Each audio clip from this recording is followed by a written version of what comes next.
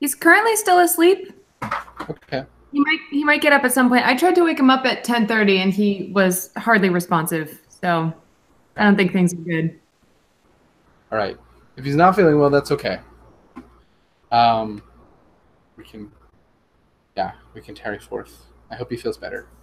Um, okay. So, um,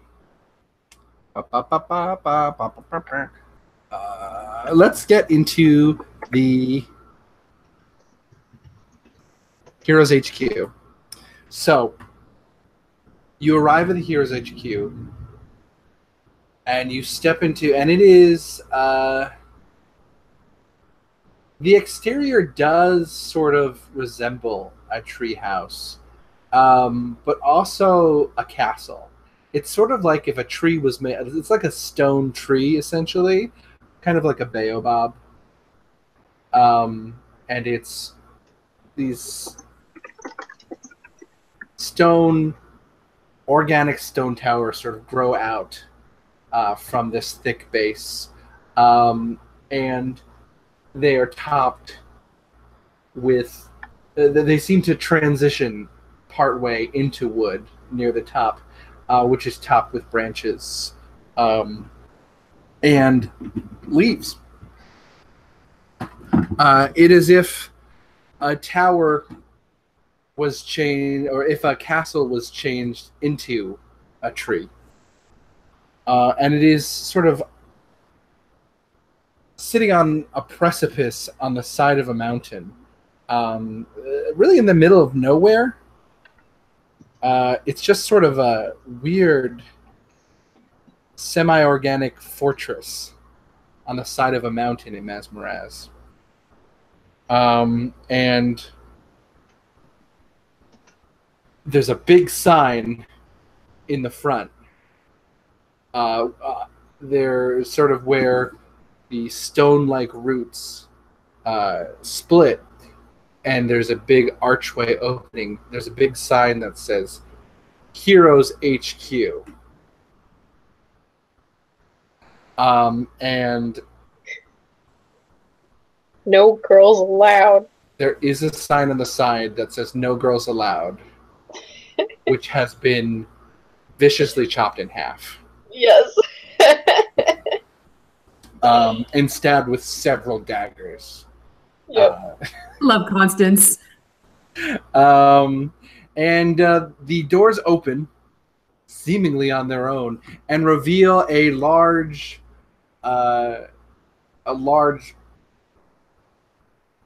hall with arches and vaulted ceilings and huge pillars that rise up, and stairways all along the side walls.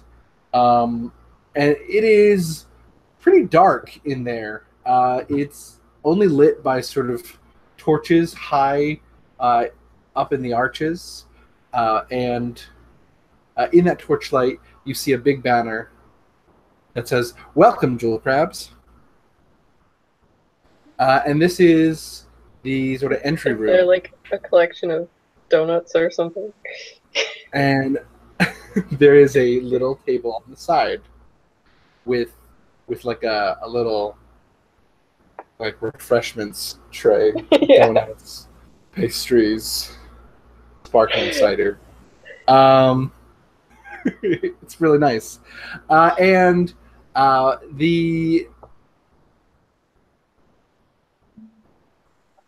there are several doors of different shapes and sizes throughout this space, as well as staircases that lead up to a upper area.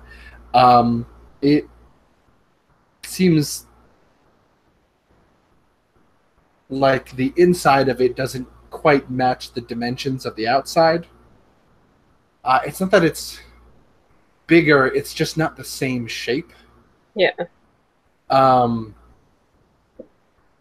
And the heroes are there to greet you. And they eagerly greet you, and each of them wants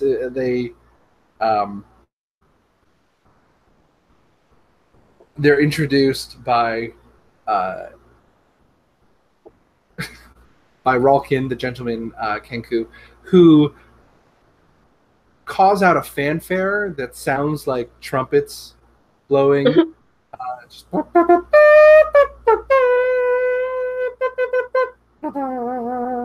And then the sound of a cat mewing.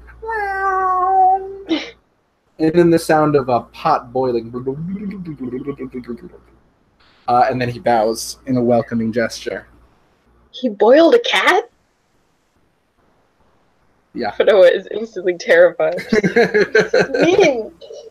I don't like this at all. And then a crackling fire sound comes from his God, he mouth. burned that cat alive. And the sound of feet scraping on a carpet. Shh, shh, shh. And Colin informs you that he's welcoming he's welcoming the jewel crabs into this new home. And now we're going to talk about everybody's rooms. So after a little bit of discussion between the two teams and sort of friendliness and well wishes, which I'm not going to have you role play, you guys decide who's going to live where. And it's already been somewhat decided on.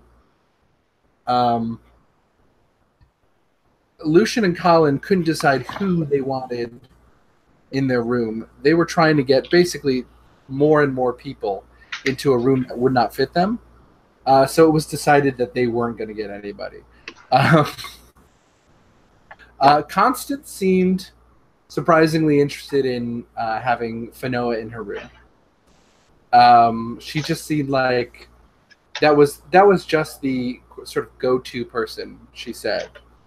And Itzamna, the moment she saw baby Bix, who was not a baby anymore, but the moment she saw Bix, she got super excited and greeted them first, even before Moana. They were just thrilled to see how just to see a small frog person was just super cool for Itzamna. You didn't bring this teammate along with you last time. So small. But they're so small. Always baby big. And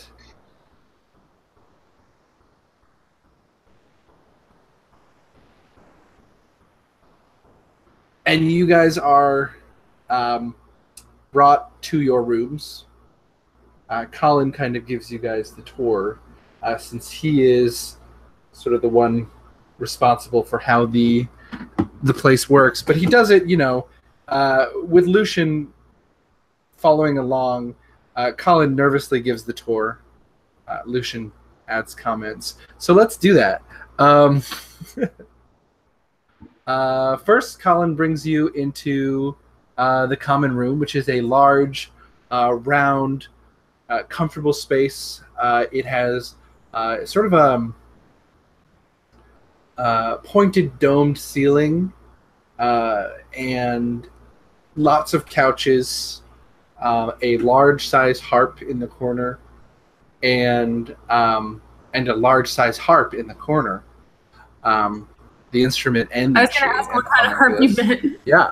And a big roaring fireplace. Ooh. And a hot chocolate,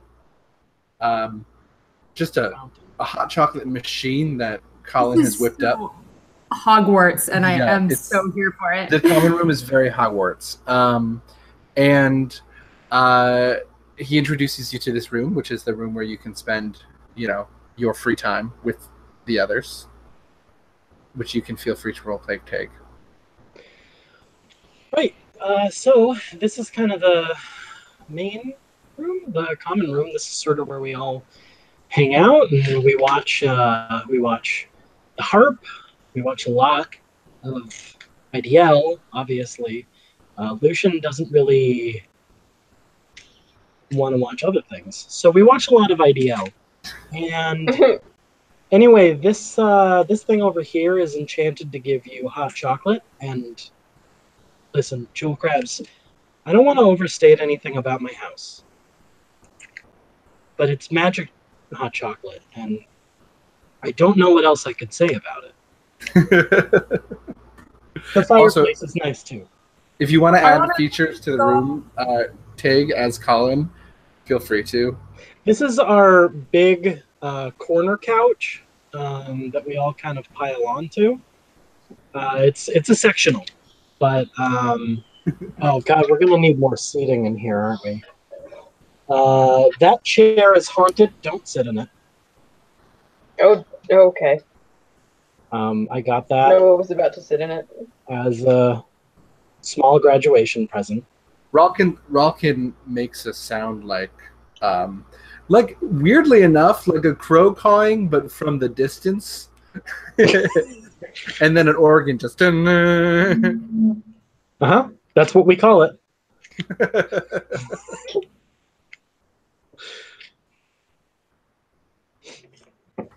Next, you're led into. Milana's just inspecting everything. Can I take a peek at the enchanted hot chocolate machine? Yeah. Should I roll to investigate? I mean, you could just. Yeah, actually, you don't know how it works. Nobody showed you. Roll to investigate. I got a 16. Okay, you figure that there's some cups and there's a little space where you put the cup, and there's a sort of big shiny lever that you pull. Okay, I tentatively pull it and just try to get out just a little drip. So you pull it and it just goes, just from the lightest touch, it just falls right down, and the whole thing starts shaking, and all these colored lights start blinking all over it, and steam sprays out of it. Is Bix watching this? Yeah, Bix is watching it, and Awesome. Bix is really interested in all these sounds and colors. And the weird thing is that there's no spout or anything. It's just sort of a thing you put your cup in, and then suddenly you see the cup starts to glow and vibrate. And then you see, just raising from the bottom of the cup, hot chocolate. And manifest out of the hot chocolate blooms like a little lotus flower of whipped cream.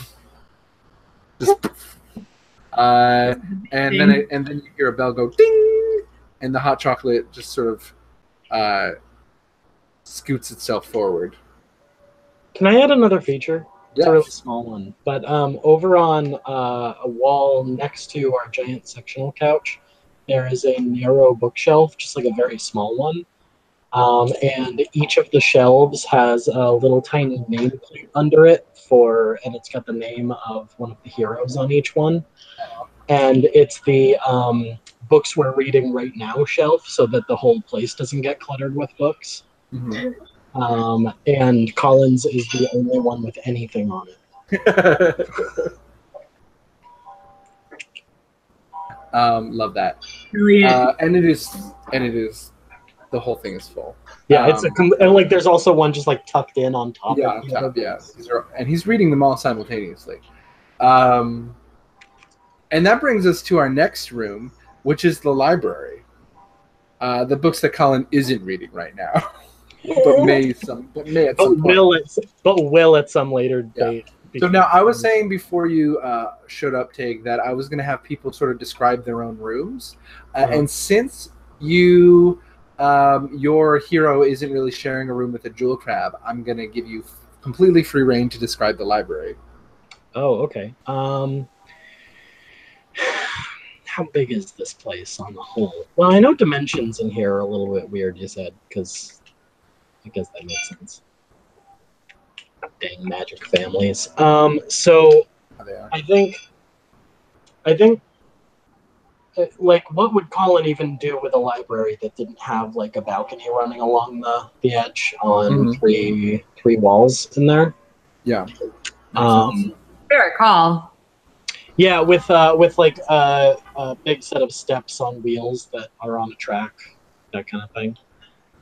And they obviously roll around on their own. You just call to them. Yeah. You just like point it where you need this giant staircase, and it just slides over to you. Like eagerly, like a loyal hound. Right. But then the problem with that type of library arrangement is that if everything is on the walls, then you've got all that open space in the middle. So there's probably also a couple of smaller bookshelves, like. Oh. Everybody freezing? I was just saying. Books in the center of the room as well as against the walls. But there's a gap. You froze for just a second. Oh, dang. It was right before you said the smaller shelves in the middle. Yeah, so the problem with library arrangements where everything is up on the walls and up on the balcony is that you've got all that space in the center. That's true. So I figure in the center there's a couple of double-sided shelves so that there are books in the center as well as against the walls, but there's a gap in between them with two tall armchairs back to back in the center, so that if you need to check on something in there, you have a place to stop and do it. Nice. Respectfully, Moana is going to skip the rest of the tour and stay in here. Moana is good. But She's sure she'll figure out everything else. It's just books. So Colin probably looks right at Moana and is like, oh, you're going to need to know about the organizational system. Okay, so... And just at the word organizational system, her eyes light up. Yes, how have you organized it? Okay, so each of these sections that you can see are demarcated by these lines here that are kind of filigreed into the walls in between those little gaps. So each of those is a different subject segment. And interesting. Right, each of those is actually... Say again? How granular do they get? Extremely. Okay, so in each section, for example, just for example, this is one of the broader sections here that deals with transmutation magic, which is my own specialty. And in the transmutation magic, this top set of shelves, this is all about theory. Down here, we've got more about history, and then those become alphabetical by author.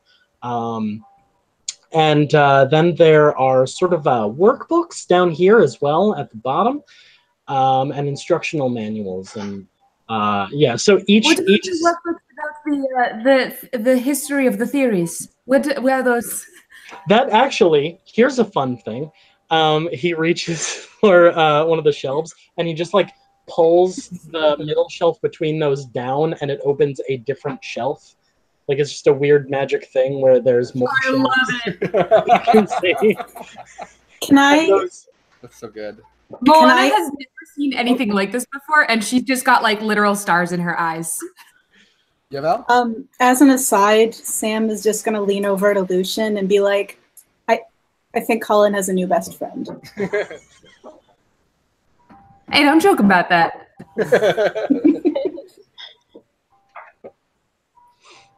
Yeah, so Colin is now absolutely lost in describing just each of the individual sections and subsections. And over by the chairs, there is a small, finely carved wooden box that has like reference cards for what subsection. It's sort of just like, not the Dewey Decimal System. It's probably something of Colin's own design that has some sort of weird numbering system in case he needs to remember which hidden magic bookshelf has something. I'm going to add one more feature. In the far end of it, on the second tier, there is a glass, essentially a curio cabinet that is full of just various magic items he's collected, and sort of in a glass case in the glass curio cabinet, you can see the octahedronic gate, Stone, yeah. which has a place of prominence and safety in that little case. Very interesting. While the descriptions are happening, also Nyx is just sort of not really paying attention and looking for a section about the history of artifice, kind of stuff. Mm-hmm. So he's just kind of like wandered away from them and is looking around stuff on his own. Cool. And so, at Rawkin's insistence, because he's also on the tour, he just makes a clock ticking sound. And Colin realizes there's more. Plays to the Jeopardy tour. theme. Yeah. Which nobody understands. And Colin realizes that he can't spend all day in the library, even though that's what he would do anyway. Every day. Every day. Colin is just like, and this, and... Okay, well, there's the rest of the house. So you're brought into the training space, which is actually surprisingly a courtyard. And the courtyard is sort of in the center of this weird stone and wood tree. So if the tree is a baobab, it's in the middle of that. And you can see there's a bit of the canopy peeking out over, but there's sunlight shining down. And so it's sort of an indoor-outdoor space. And the rest of it I'm going to leave to Lucian to describe. All right, so basically I'm thinking of before I launch into actually Lucian speak, I'm kind of thinking of the courtyard from Hero, the Chinese film, where they play Go, and they have a big courtyard fight outside, and it's sort of indoor-outdoor space, but less stone, more wood. But there's sort of like sheltered areas around within it. So Lucian is sort of excitedly like, showing people around. It is very like clearly very physically active in the space. Like I think even just by walking into this courtyard, Lucian is kind of like a little extra physical. And so he's kind of that gazebo in the middle. I'm sorry?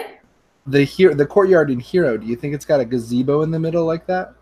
Like that little covered space? I think the opposite. I think it's kind of covered spaces on the outskirts, and then the middle part is open to the sky. I was just looking at pictures. Yeah, it's the Go court. I might be remembering it wrong. Yes, is rushing around and kind of excited, like getting himself really pumped up about the space. And he's like, over here we have all sorts of weapons to train with, and you see like racks and racks, and we got spears and swords and lances and just incredible amounts of bows and arrows, anything you can think of. Really, we got all sorts of weapons to train with, and he opens a sliding door. And there's just a whole bunch of mannequins of different sizes kind of fall out, and he's like, "We got mannequins for all kinds of creatures too." Then there's one like really big one that's kind of crammed into the back that's like a big hulking shape. And he's like, "We even have a dragon mannequin. We got them all. Anything you want to punch, you can punch here." This is Niramore's library. She's very excited about this, particularly, of course, the bow and arrows that they have. Nyx is going to walk up to the nearest mannequin, pull a dagger off his belt, slowly push it in, turn to the group and go, "It works." And it's pretty satisfying. What kind of creature was it that he chose? It was what shape of mannequin? Yeah. This is like a kind of hulking, like kind of four-legged looking thing. All right. I just kind of walked over to it and was just like, psht. I also imagine, I'm going to add one more feature, that in the sky, in like the air above are targets, like classic, like... Oh, totally. Like rope targets, but they are just sort of free-floating and just sort of rotating around. Awesome. Just waiting to be shot. Love it. And they also are painted with various monster faces. So that's Awesome. pretty cool. Yeah. Anything else in the courtyard? Not for now. I'll give it a think.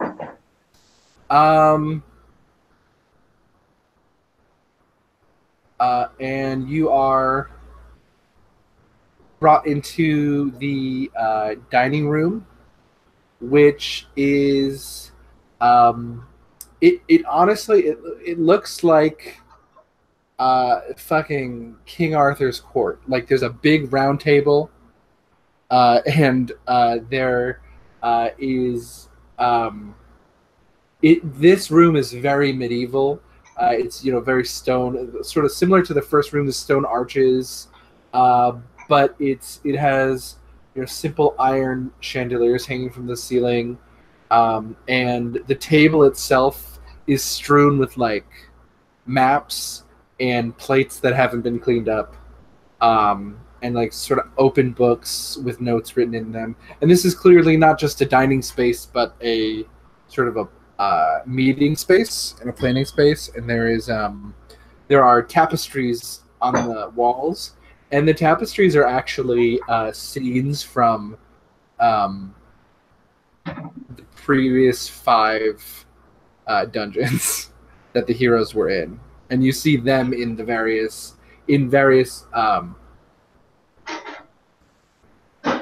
basically they are doing various acts of heroism in these different dungeons.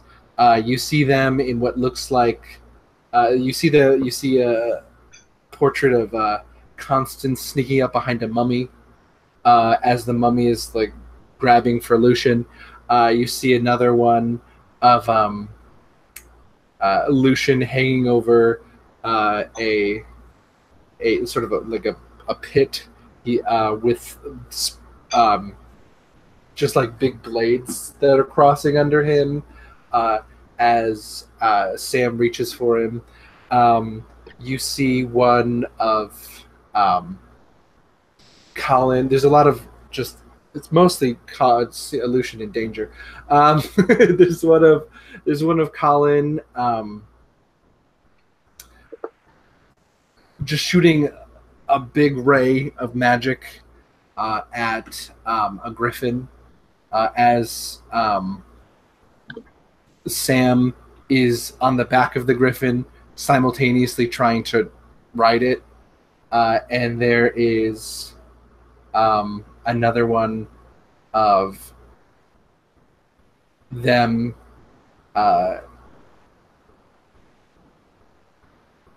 each of them is on the other's shoulders. They're 5 people high. No, they're 4 people high on each other's shoulders, because Insomnia didn't come to the last round, and they are just standing. Lucian's on top, and he's wrestling like a giant, but he is like he's grappling with the giant while on Colin's shoulders, on Sam's shoulders, on Constance's shoulders. That's ridiculous, and yeah. I love it. And the final tapestry you see is an image of the jewel crabs and the heroes fighting the cryohydra. And there are some tapestries that are just sort of blank, waiting to be magically filled. So that's just a cool feature of that room. And moving right along, you are brought through the kitchens, which are kind of a weird labyrinth of ovens and pantries. And in the process, Zarlathan is lost. You leave the kitchens and Zarlathan is not there anymore. And you also notice that when you look back into the door to the kitchens, the kitchen itself seems to shift. Things seem to just be moving around in there as Zarlathan is just rearranging the place. getting into the very psychic fabric of this magical kitchen. And that brings us to the bedrooms. So let's start. And I was like, With- finally, I don't know what all that was about. As if I could go anywhere but the bedroom and the kitchen. Who should I start with? Let's start with Itzamna and Moana in Bix's room. So Itzamna, you meet Itzamna in the hall, and she is thrilled to show Moana and Bix their room. Itzamna is so excited. And can you describe Itzamna's room? Itzamna's room looks like the obsessive world of a person who just remembered that like Lisa Frank stickers existed. Like it's just full of everything shiny, everything that has like a cool color. She kind of like collects things that just are a new color that she hasn't seen before and just like puts it on her bureau. And so it's just a weird assortment of items that don't go together, but she's like, isn't it beautiful? And her entire wall has like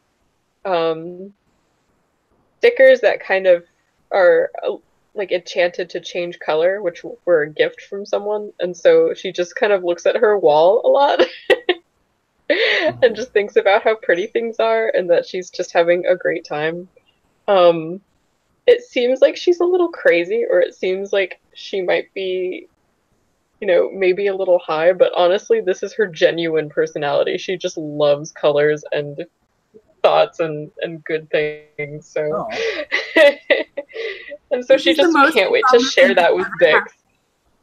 Yeah, she's very like she's extremely genuine and childish, and she cannot wait to share this with people. Like she picks up things on her bureau and is just like, look at this, and hands like a lighter to Bix, and a Bix lighter. Oh, hey. But just like hand something totally dangerous to him so she could just be like, look at this, isn't this the best green you've ever seen? You know? Just kind of chats and walks around her room and points at things, and it's just like, and this is where I lie for some hours of the night, and this and not close my eyes, and this is where you guys can set up, and I'm just so excited to have you here. And here's another feature. So I also think that the furnishings in this room are like very comfortable. Lots of pillows, just like a lot of pillows, 100%. various colors. But she keeps rearranging for fun. Yeah. And the ceiling of the room is domed, and there's actually a mural painted on the ceiling, and it goes from Itzamna's part of the room to Moana's part of the room. And in Itzamna's part of the room, it is a bright, sunny sky with a big, happy sun up there, shining its rays across the room, golden, beautiful rays, and big, puffy clouds. And it slowly transitions into a night side with a silent, peaceful-looking moon and twinkling stars. And that's Moana's side. Like the baby's bedroom from Spirited Away? Yes. But without it Awesome. changing. It doesn't move. It just kind of transitions. Cool. It's more like the ceiling from Castle of Cagliostro. Cagliostro? Cagliostro. You know the one. That's I only have seen that recently because it's on Netflix, and I'm very excited to watch it again. Yeah, that one is. Type the name of it into chat, please. Yeah. That's the Lupin Ghibli movie. Yeah, it's the Lupin Ghibli movie. I have to figure out Cagliostro. I may be conflating Ghibli movies. Thanks, Tig. Oh, you got it.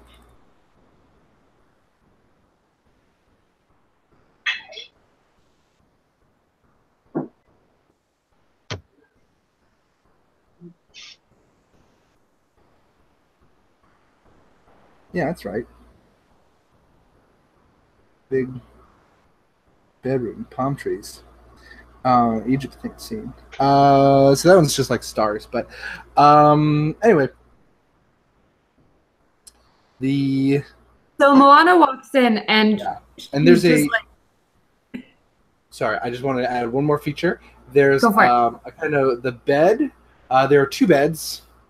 There's a little tiny bed and a big bed. And there's also a little fountain with some lily pads in it because I think Colin, when he modified this room for Moana and Bix, didn't really know what Bix's sleeping situation was, so decided to put some options in there. So it's just like a little marble fountain. And over Moana's bed is like a bookshelf that sort of arches over the top. It's like a really cool stylized God bookshelf. bless Colin. Yeah. It's Yeah. not. There are also there's a few selections in there that Colin placed, but it's still there's plenty of room for Moana's books.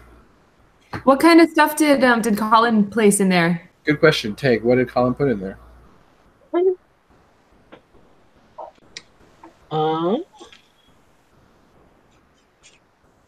That's a good question. I never think about his aesthetic choices. Is it stuff that he thought Moana would like, or is it stuff that? That's what I imagine. Is that he's like these are. I think they're probably books that he liked that he thought Moana might like. Yeah, what would... Well, I say, like, I don't think about his aesthetic things, but, like, genuinely, I do think he would want to get, like, nice editions of books in there for her. Mm-hmm. Like, I have a whole shelf on a bookshelf at home that's just, like, my visually pretty books. Yeah. And I think he probably wants to put some, like, classics in there. Yeah, so... Books he thinks everybody should read. So there's definitely some, like... There's got to be some fiction in there. Like some grand romantic epic poem in a like beautiful leather-bound volume. Something that does still have like historical significance. But also some straight nerd shit. He puts a copy of the Dragomachiad. Sure, that sounds right. Classic epic poem. Yeah, sweet. I bet. Oh, you know what? There's got to be a big book on the connection between magic and faith. Oh, that's good. I like that. Nice one. Called The Magic Faith Connection. Yeah, something like that for sure. Is there maybe a like classic adventure book that is weird? I can see myself reflected in your glasses right now on your screen.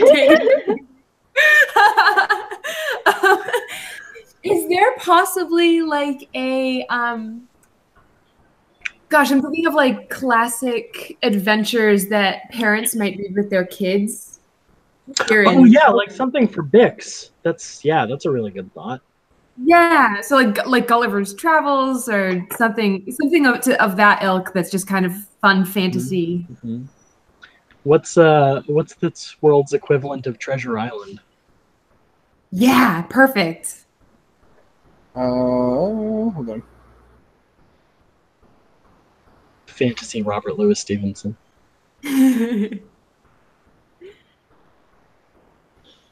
And it's written by a rabbi.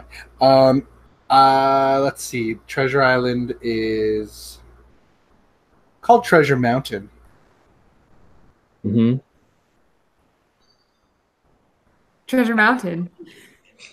Mountain of Treasure. By Mr. Mount Treasure.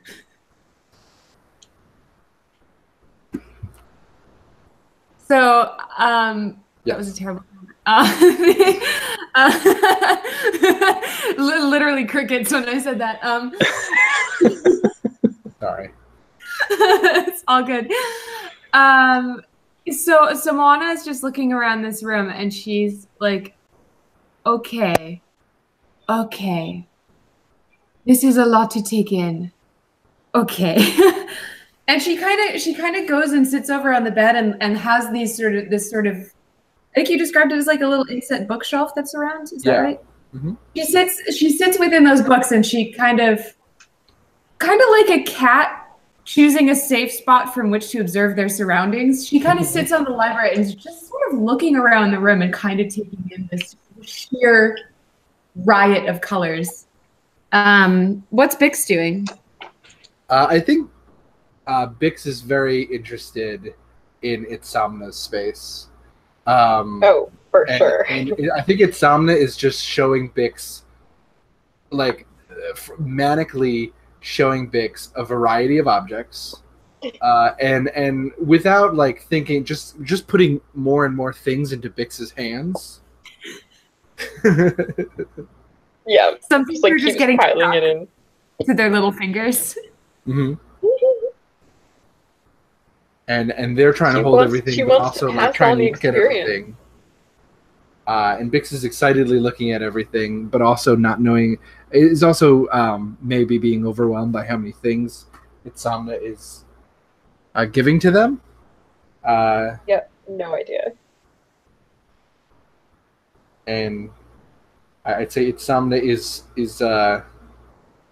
possibly even for Bix. The speed at which Itzamna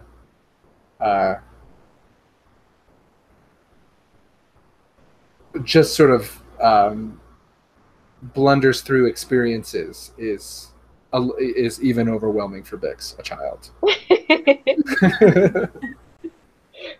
She just has so much to show them. This is a lot for me. Yeah, but like, also I think Bix is laughing because Itzamna's it's become a game of Itzamna just finding things and giving them to Bix, and Bix trying to hold all of them, and so the like that meme. Why can't I hold all these things? I can't hold all these limes. All these oranges. That's how my brain feels sometimes. Yeah, basically. I feel like I have a lot of oranges and they keep dropping them. Mm-hmm, mm-hmm. Oh, but yeah, so that's what it's like. And Bix is Awesome. laughing. As long as Bix is laughing. So we're getting along. Yeah, I'm sorry? that's a good book. I said, so we're getting along. Yeah. Okay. Yeah. So moving on to the next room. So this room's pretty cool. Then you continue the tour, and you head to who should be next? Let me think. I guess Sam's room. Yeah, that'll be good. Snape's not here. Val, what does Sam's room look like? Sam's room is actually pretty empty. She's not. She likes to kind of travel light. She doesn't like to have more stuff than she can carry on her back. So it's very barren. It's not very inviting. And what she does have, like her different clothing and weapons and that sort of thing, is kind of strewn about. Her bed's unmade. Stuff is, thrown over the backs of the chairs. I don't know if she would have. I guess she'd probably have a desk and a chair. Mm-hmm. And there is like, in one corner, there's just kind of like a pile of blankets for Kevin, and there's like, there's various things chewed up. There's, I think every chair and table leg and like bed frame corner has big bite marks in it. Yeah. I think there's also like here and there bits of what you suspect were once small animals. Just various bones. Yeah. Like, don't Don't worry about that. And I kick She just a kicks bone the- under the bed. Now, did we decorate and prepare the rooms for our new roommates, or did Colin do all that? It was sort of it could be a combined effort. Well, because I feel like Sam would have just been like, There's a little welcome banner in There's a every pillow. single room, and also a little like table of finger food and stuff in every room. but I mean, it's Colin, so I kind of feel like he would do that. So I don't know. Because if it was just Sam, then it's going to be significantly more underwhelming. Yeah, I think Colin had a say. Okay. I bet what you notice is that like the room has been swept, but just into like a circle around Sam's bed. Like he's not willing to do all of it, but he's just like, okay, the side that the guest is going to sleep in is going to be clean. Yeah. And Tig, I think since I don't think Sam would have a lot of say in what Nyx's space was going to look like, but Colin would, and you're Colin. I'm going to give you the opportunity to sort of add in some features that Colin would give to Nyx. I don't know how much research Colin's done on Nyx, if there is research to be done. I mean, there's arguably plenty to be done, and they did spend some time together. Yeah. But I think that he would keep it kind of minimal, all the same. And I think he probably, like, near the bed put in, like, kind of a tall table so that, like, some stuff could be put on it without Kevin chewing on it. Yeah. Like, that's very important, just having, like, a space where that's not a big concern. And maybe that, I don't know, what would, they didn't spend that much time together, so he just knows that Nyx is like clever and spooky. Yeah. So like the bed has black wood for the Yeah. And there's the table with a small mirror. And I think that's probably it. Okay. And if I may, I think Nyx kind of would like just like look around the room, put his carrying case on top of that table, and just look at Sam and go, "Are you using these bones?" No, do you want them? I wouldn't say no. Ooh, watch this. And I make a gesture to Kevin, and Kevin picks up a I don't know, a particularly large bone and brings it over to Nyx and drops it at his feet. Yeah, I'm sorry. Am I to understand that the cat catches? Yeah, why not? And so he just kind of like picks it up and looks at it and looks at Kevin and just kind of sidearms it shortly over Kevin's head. And Kevin catches it and brings it back. All right, so this room comes with games. Yeah, but you have to, if you do want some of the bones, you have to ask Kevin nicely, or she may take your arm off. Well, that's fair. Kevin, you and I will have a conversation about bones and also how if you chew on this box, I won't do anything, but it might kill you. I can't promise otherwise. And Kevin, I'll spray you with water, so don't do it. Kevin looks around suspiciously, sort of, in a cat way, gives their assent. You know, which is to say, Kevin sort of acts like she's not listening, but walks away pointedly from the box. In a way, as if to say, I didn't care. I was good to do it anyway. She might curl up right next to it and like just barely not be touching it. Yeah. She just goes next to it. I'm not touching it. I didn't even care about it. Cats is cats. And that's my room. Now I'm gonna go to because I have an idea for this room. So I'm gonna say that Colin knew a little bit about Brief and 0 things about Niramore. And what Colin knew about Brief is he was born on an island.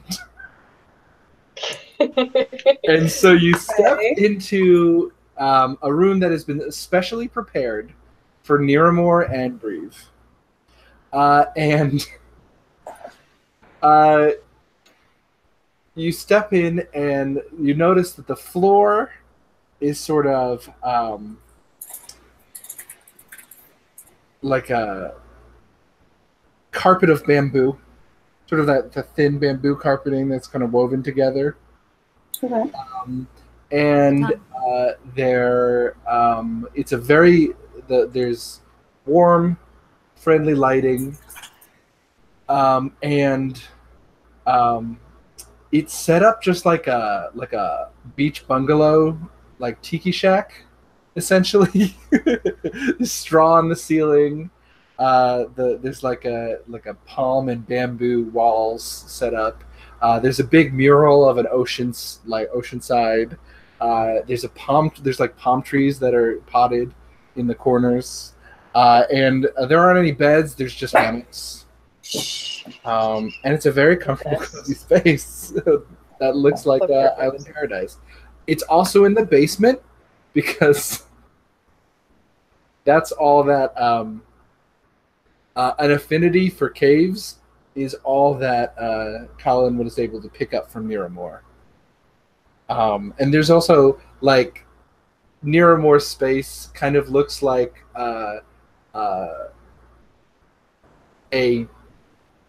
so Niramore, there's a space in the side that is Niramore's. There's also a hammock in there, but it kind of, she has her own like little side space, like just a little private area that looks like a lava tube.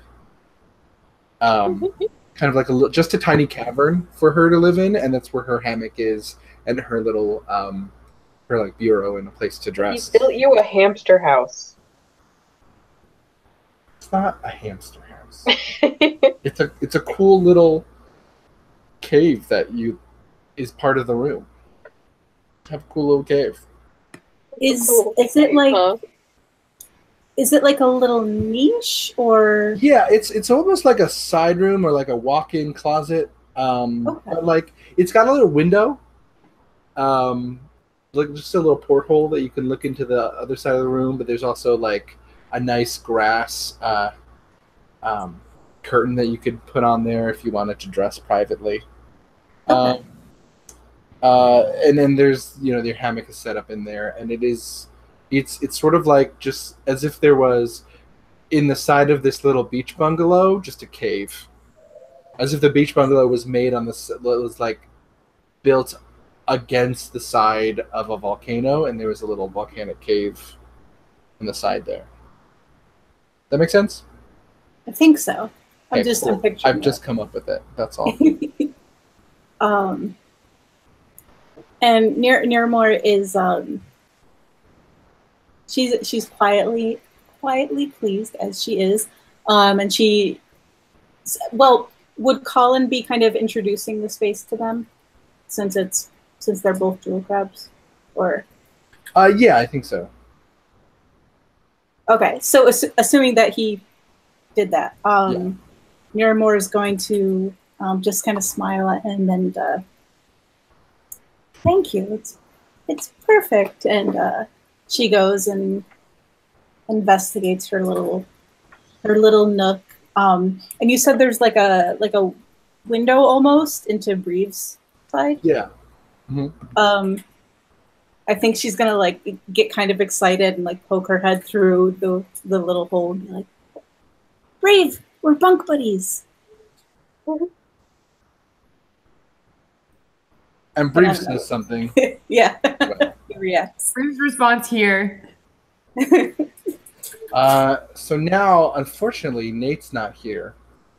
I was going to have him describe Constance's room.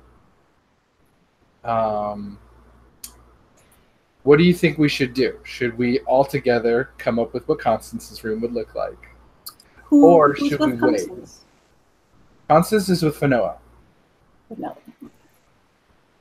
I think Nate would probably be fine with us coming up with Constance's room. Okay. I'm going to make that assumption. Okay. And if he's not, it's his own fault. I mean, not really, but.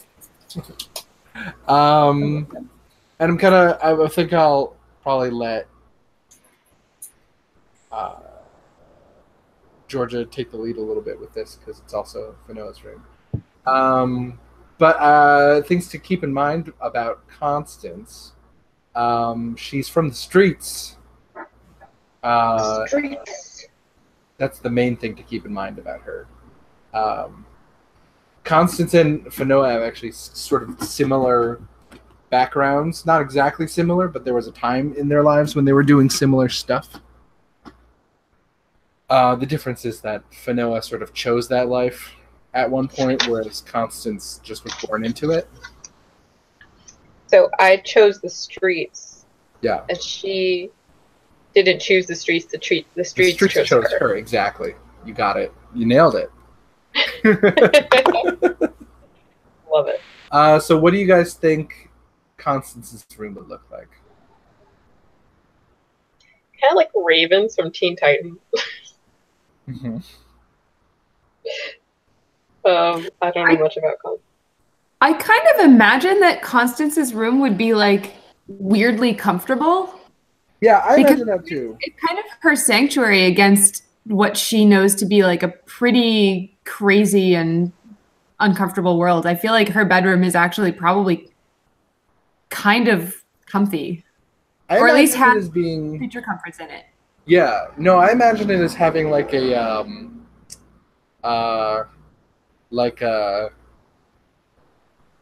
French idea of an Arabian harem aesthetic. Do you know what I mean? Like, you know how the French thought that people in the Middle East lived, and then they tried to replicate that in their homes? That's sort of arabesque. A lot of silks and sitting cushions. Yeah, a lot of like drapes, a lot of sitting cushions. You know what I would add to that? I also imagine like a good deal of like visible like signs of wealth. That makes sense. You know what I mean? Visible signs of wealth, but anything she actually cares about, totally out of sight. Yeah, exactly. Yeah. So like there would be like there would be some kind of opulent, sumptuous decoration.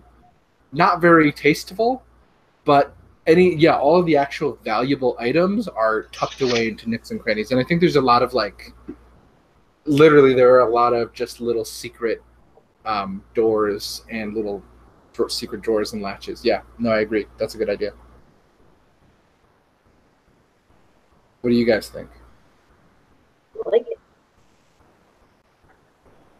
I think that sounds legit. But also, like, there's also kind of a roughness to it. The pillows are a little worn out. The silks are a little, they're frayed in some spots. It's a weird metaphor, but it's very comfortable. It's very lived in kind of space. Yeah. Yeah. And I think Fanoa's space. What does Colin think about Fanoa? Good question. I'm trying to think of something that we could integrate into this. I think I've got it. I think there is a. Wait, didn't Fanoa save Colin, or who did Fanoa save? That wasn't Colin. Right? No, that was. Was that Lucian? Was that? I think that was Lucian. Yeah. Okay, never mind. She did a bunch of heroism Like she saved 2 people that She time. just gets a little, like a little ribbon that says thank. Yeah. Think. I imagine there's Thank for Lucian. there's a variety in the space with where Fanoa is. There's a variety of like different leafy plants. It's just sort of put into her space around her bed. And her bed is sort of on a dais with a little moat around it, with just some flowing water in that little moat around her bed. I wanted a moat for so long. Not for Noah and me. I want a moat in my bedroom. Georgia wants a moat. So like if you it's a little perilous because if you woke up in the night, you might just like step into the water. Yeah, right. But Colin didn't think about that. That's Colin's a okay. I smart have guy, depth but he's vision. not, he's not a practical interior designer. Like moats are good. Moats are great. And also, the thing about Colin is he, I imagine he bounced his ideas off of Lucian. And Lucian thinks they're all great. And, yeah, Lucian thinks they're all. Lucian thinks moats are great. A moat. Yeah, I think that's. Now, when you say a moat, and we're in a room where at least half of it is full of a bunch of Parisian idea of Arabian sitting cushions and things like that. So part of the floor. Chances? Right. No. I understand the layout. It's just that I have a question, and is there in the moat, like how high are the chances that there are floating lily pad cushions? Oh, that are like very high. That are like magicked up so they don't get soaked. Yeah, very high. Extremely. And I want to say that the sort of sumptuous, like, there's the floor itself is tile, like ceramic tile, but it is covered on Constance's side by like just piles of carpets. But on Fanoa's side, it just is tile because of the wet part. Your side's got more of a Turkish bath feel. Her side's got more of a Arabian harem feel. Okay. And then there are the bathrooms, which you are shown, which are there is a like just saying another Harry Potter reference. There's a communal bath space, which is like the prefix bathroom, which is just essentially just a big pool, but one where there is the option of bubbles, and that attaches to several private bathing chambers, where you can take your own bath. Take my own bath, thank you. But like, so it's basically a big round space with this big circular pool with a diving board, even though it is not deep enough for that. But Lucian insisted. And then there's several rooms attached that lead to smaller sort of private bath areas. And those are the baths. And now I have to use the bathroom real quick. Nice. Hey Nate. Tell Nate what his room looks like. Both of his rooms. Double rooms?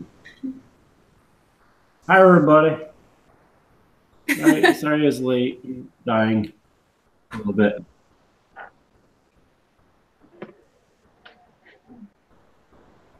That's So basically, this whole episode has basically been a house tour, like extreme home makeover. Yeah. Where like we're just getting a tour of the hero's court house and learning what Colin has done for each of us based on his assumptions and knowledge about who we all are. Awesome. And it's pretty good. So, Georgia, would you describe the wait, was it your room with? No, who's Nearmore and Brief? Val, would you describe that one? Sorry, Georgia. So we're in the Gotcha. basement away from everybody else. We are the unwanted stepchildren. We're the smelly kids. Yeah. No, but Colin didn't really know what to do for us. So Have returned. hello. I haven't put my headphones on yet. Here we go. So Hello. your half of the room looks like a cabana vacation house. Because all he knew is that you're from an island. And Well, mine. That's with rum in them. So Yeah. so your half is like a cabana, and then my half is kind of a nook kind of carved into stone because he knew that I had an affinity for caves. But there's a little hole that I can poke my head through to your side, and I'm very excited. Just so you know, I forget where we stood last time, but Niramore super wants to be Breeve's friend, so she's super enthusiastic about getting to know him. So Yeah, I think she probably was the one who suggested that they share a room. probably, Cool. We're gonna have some late night dish sessions. yeah, or at least asked him because I don't know. Maybe she didn't ask him. Maybe she just told him. Yeah, it was She's just like, we're "Hey, gonna be roommates. Sharing a room. So are these things legit? They're not just cardboard boxes with cave written on it or cabana written on No, they're it's apparently legit. The heroes have a I mean, magic it looks house. legit, but it still says cave with a backwards E. It does. all the E's are backwards. I think Colin, but no, so I think Lucian put some various signs up, just so people know.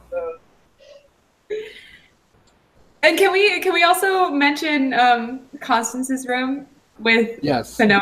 That was pretty cool too. So we were trying to decide what Constance's room might be like, Mhm. and we came up with what was the way you put it? A French interpretation of an. It's so the room is a French interpretation of an Arabian harem. So you know how the French had an idea of Orientalism that was sort of just a mishmash of various cultures and a lot of hanging silks and pillows thrown all over the place. Yes, It's like and that. I remember. Yeah, it's like that. It's very much it's just sort of reflecting the fact that she came from, abject poverty. Her sort of showing off a level of wealth that is mostly facade, because what the room actually has is a variety of hidden little nooks and crannies and chambers where she keeps the things that are actually valuable to her. I was going to ask if it was some sort of danger room type thing where it's just every time we walk in, things that move, and we have to feel our way through. God. I picture it as kind of like a hookah bar that is kind of past its prime. Yeah. It was once very opulent, but now Issa is getting kind of Everything the immediately. shine had worn off a little. I love that. And it transitions into Fanoa space, which is more Swamp. Turkish bath and swamp. There's a lot of swamp ferns all over the place. There's a moat. There's a little moat with little pillows shaped like lily pads floating through. That was tasty. It's gonna make it tough to take off our distinct property lines when we have arguments. There's a Yeah, moat. you gotta come to this There is a moat. 7 cups. So that is Puts a line of tape around the moat. the hero's chamber. There's also an observatory with a big telescope, because every wizard house needs one of those. That's on the top. It's just got a big telescope. And there is another room that Colin shows you, which is just a spell practice room, which is an extremely just a stone dome, heavily reinforced. There's a big iron door that he has to spin a wheel to open, and he opens it up, and the whole place is full of protection enchantments and anti-magic fields. so that whatever you end up doing in this room doesn't destroy the rest of the house. But it's a place where if you want to test out some spells, you can do that. Again, every wizard's house needs one of those. The room of second chances.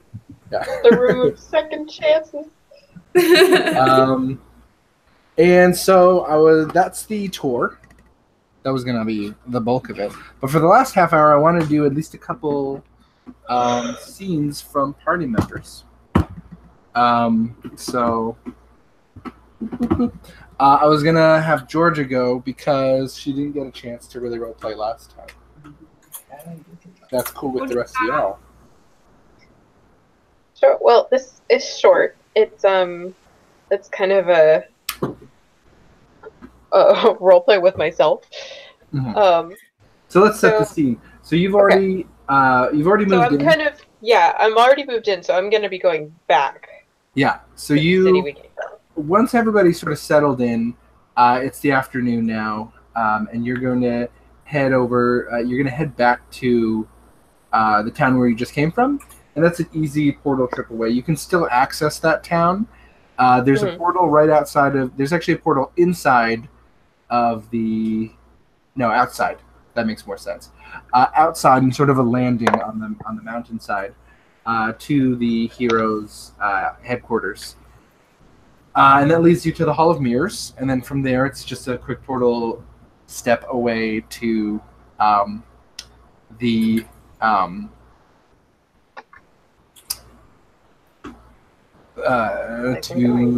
Tower Watch, the town of Tower Watch. And notably, you step out into the town of Tower Watch, and the portal has moved to the edge of town. Oh damn it. Yeah. How far away am I? You're not that far. It's just a few minutes walk. It's not a huge town. Oh, I hate walking. And like as soon as I step out of the portal, I look around, I'm like, oh man. And everyone around me who might be around is just like, what the hell? I'm trying to find a photo that I'm looking for. Just fly over there.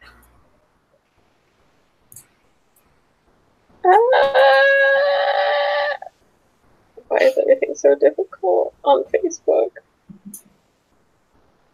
What are you looking for? Why does life have to be this way?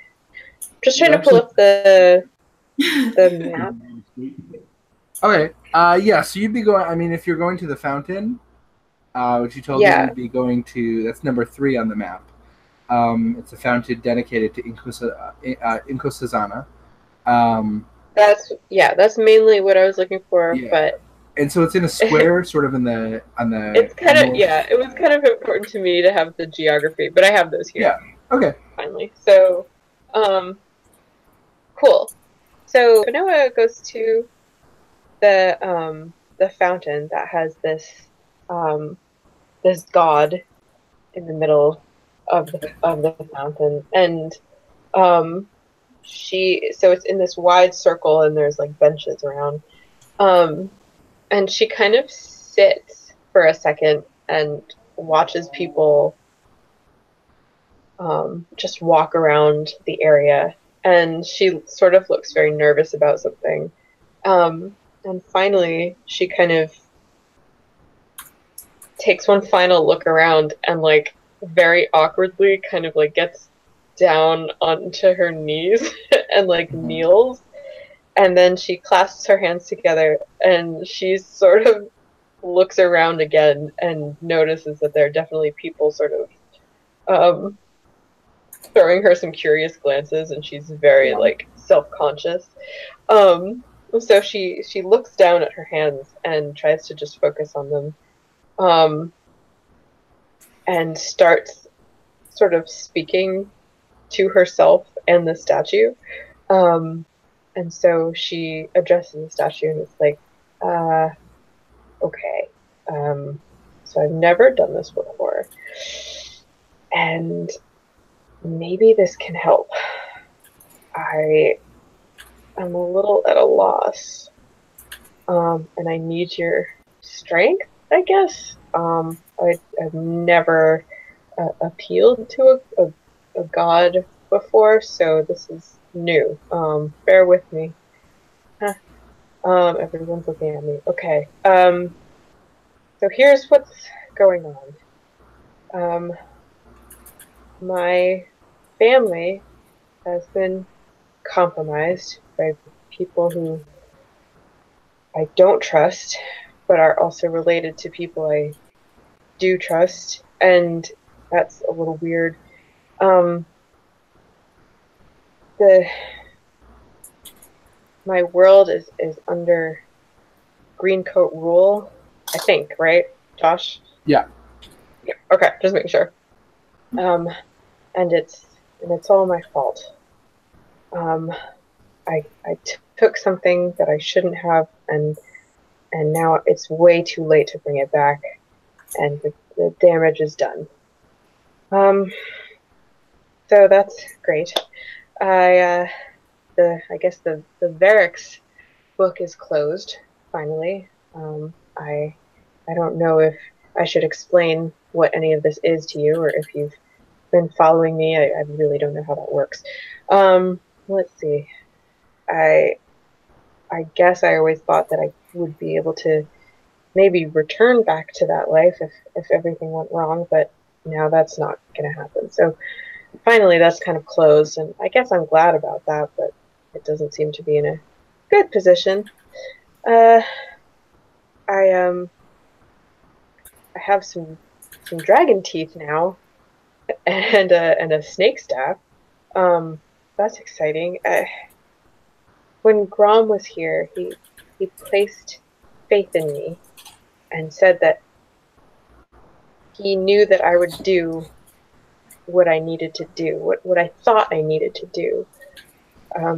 He urged me to follow a path that my soul made for me, but I didn't know what that was, and now I thought I did, and now I'm back to square one. I don't know how to honor that. I want to have him continue to put faith in me, and he's left me this gift over thousands of years, and it's giving me more confidence, but I don't know how to use that, and I made this promise to Eldorian that I would stick with the team, and I promised I would never go back on a promise. It's something that keeps all of us tied together as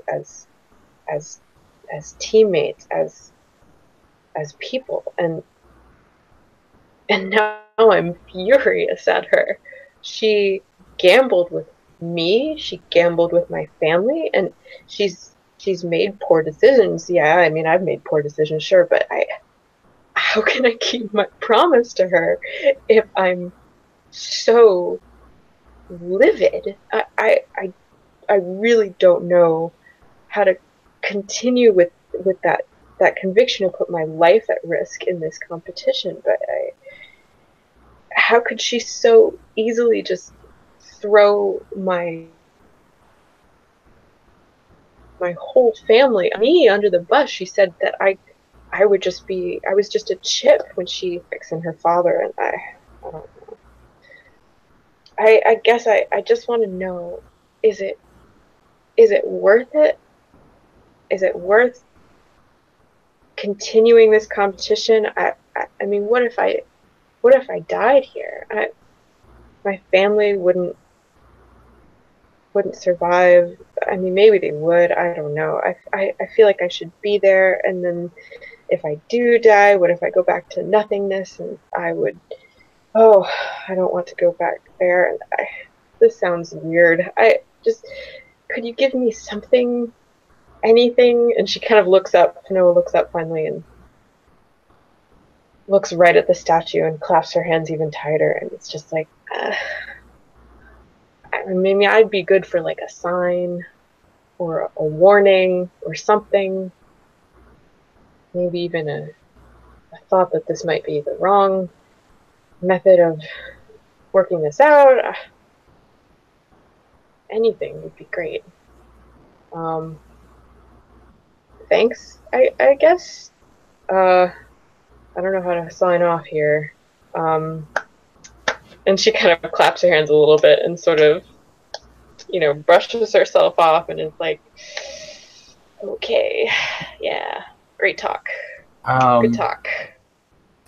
And the statue, you look up at the statue of this powerful woman with this big shield and a shaved head and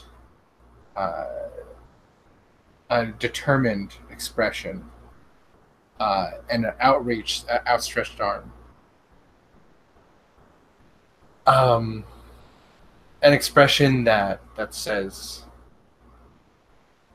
"Come under my protection and you will be safe." But also an expression which is purely and completely of stone. Mm-hmm.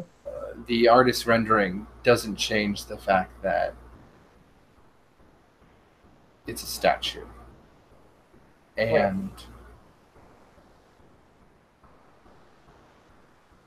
there doesn't seem to be anything that it can give you. But then you hear a voice behind you, and the voice says, "I'm so sorry." Fanoa jumps about 4 feet in the air after whispering to her hands for a while and just kind of scrambles a little bit to turn around and catch her balance.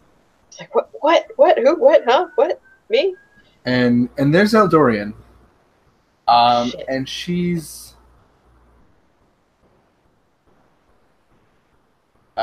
dressed differently than she usually does. She's just dressed in black. A simple like black sort of vest shirt and black pants. Ears tied up. And in her arms is her coat, folded up. Oh. She's holding it almost reverently. But you could see she's also, her hands are clenched into the fabric, pulling at it, digging into it. And she seems stiff, and she's just looking down at it. And she says, "No, I didn't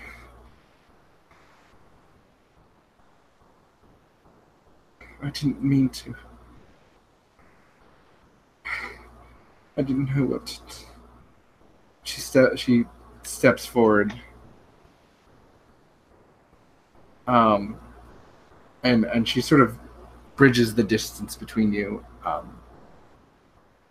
And is almost holding out the coat to you, between you, and she just says,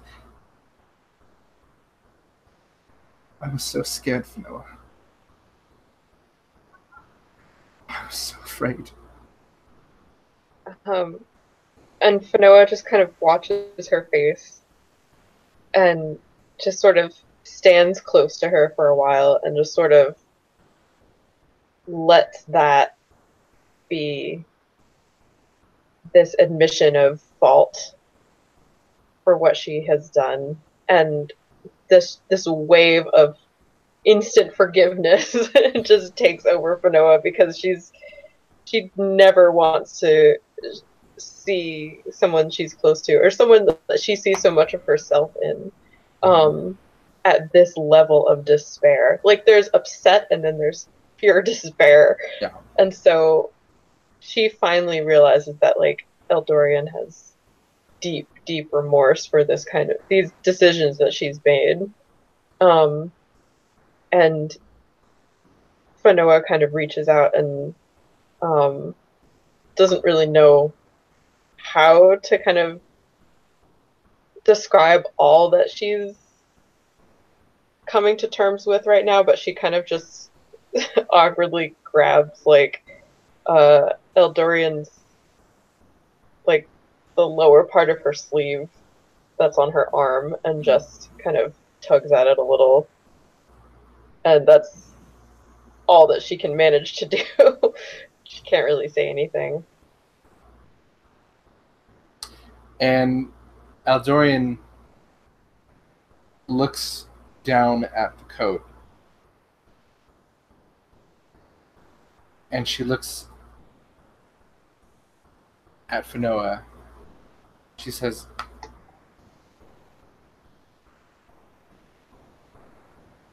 I'm not going to let us fail. Everything when I put you at risk, when I made that decision for you, I shouldn't have, but I swear everything I promised in that I will make happen. We will. No matter what. Do you think we're strong enough to do that? I think we have to be. Oh boy. And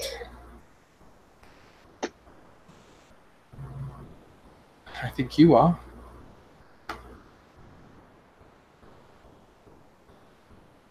And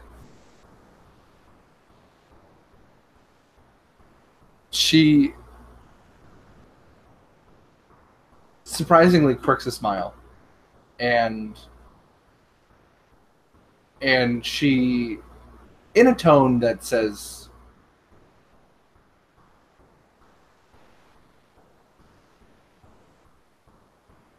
that there is an understanding between you. She says, what, you think you can't? Oh, I know I can, but I didn't know if you thought I could. I mean... And Finoa smiles a little bit, too. It's like, I can do anything, but, you know, it's nice to have faith in me. It's nice to know people have faith in me, that's what she said. And she lets go of her coat with one hand and puts the other on Finoa's arm. She said, and she looks right dead in her eyes, like, I do, you know. I really think you can do it. All of you. And I'm going to help you. And we're going to beat them. And they're not going to hurt us or anyone ever again.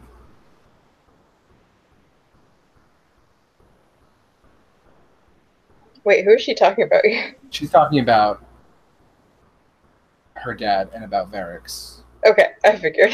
I thought you meant like the other teams. And for a second, I was like, holy shit. She's talking about the Cave King, and she's talking about all the bad guys. I'm not trying to like grind them into the dust or something. Yeah. It's just a competition. Yeah, no. Oh. Georgia? Cut out.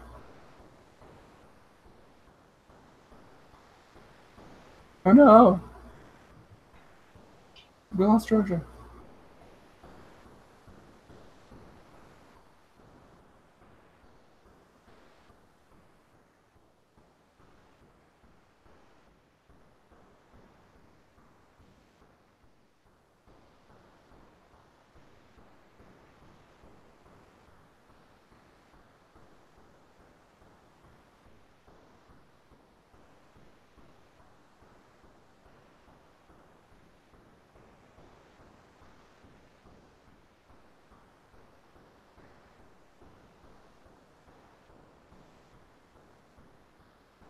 Oh no. Dang it.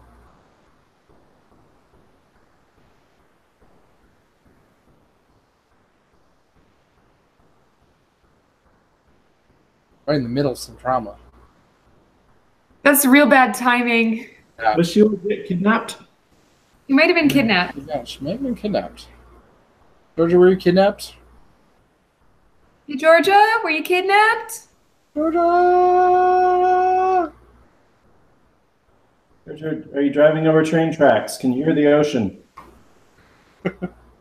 Punch out through, peel back the lining, punch out through the back light, and wave so people can see something's wrong. Stay Wave, alive. Georgia, wave. Stay alive. We will find you. Georgia just texted me. She said, Minette died. Dang it.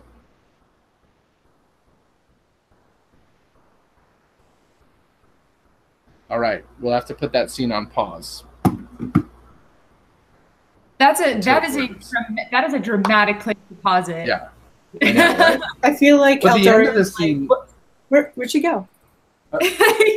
I feel like the end of the scene's a good freaked scene, but out. like having not the immediate emotional build-up to the end of the scene I had in mind, it's not going to be as good as. Oh well, what can you do?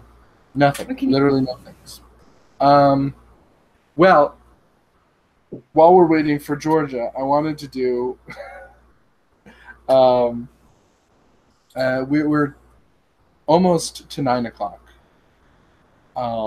We did start a little late. That's what we do.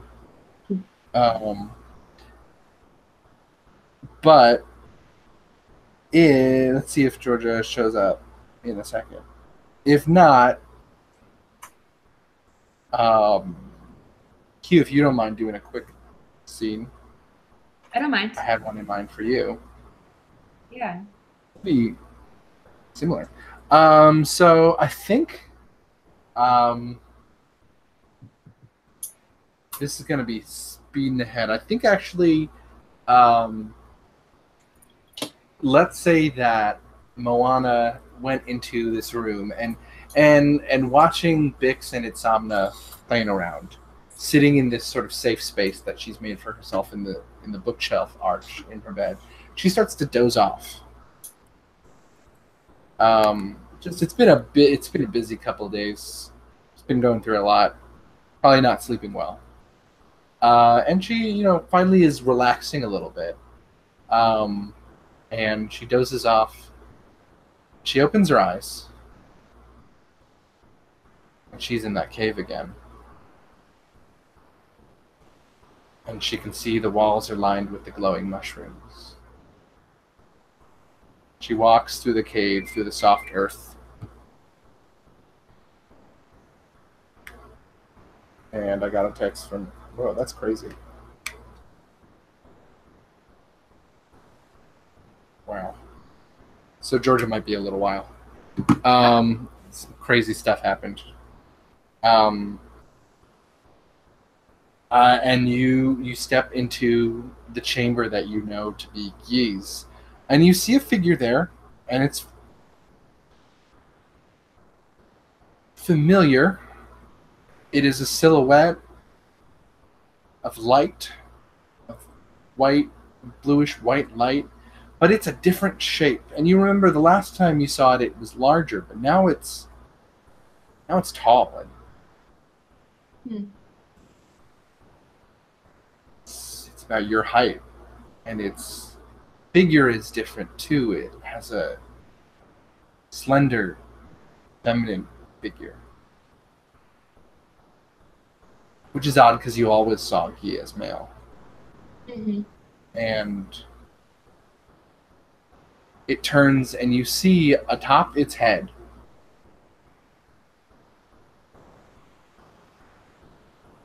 horns of blue flame, bluish white flame, rise up. And Yi, because you know instinctively that this is Yi, looks like a strange shadow of you. Ooh, spooky.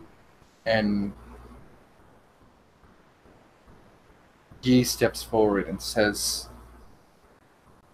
"Oh, there's Ah, Georgia. Welcome that back." was so bizarre.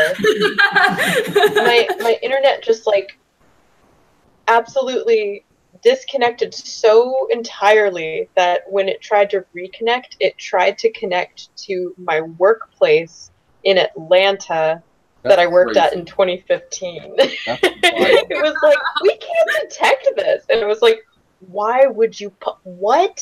So that's what I just had to deal with. Nice, That was a lot of fun. Very good. But yeah, so Fanoa's bounced back a little bit because she can see that Eldorian is clearly super. We're gonna be hopping back around. Remorseful. But yeah. Yeah. Sorry. No, it's okay. I just wanted to say that. Double cliffhangers. No, it's okay. There was an end coming to that scene anyway. And yeah, so yeah, that, like, Fanoa's doing good because Eldorian definitely looks and seems very guilty. That's all she wanted. She's like, oh, okay, you regret this. That's fine. And so we're on the same page. Great. She looks and at that's it. She looks at you and she says, can you do me one more favor? Yes. And she holds up her coat and she says, will you walk with me to the beach and help me destroy this fucking thing? Ooh, my pleasure. And Fanoa is just breaks into a huge grin and he's like, oh, absolutely. So you do. You walk with her to the beach and she lays it out on the beach and you see this beautiful ancient coat.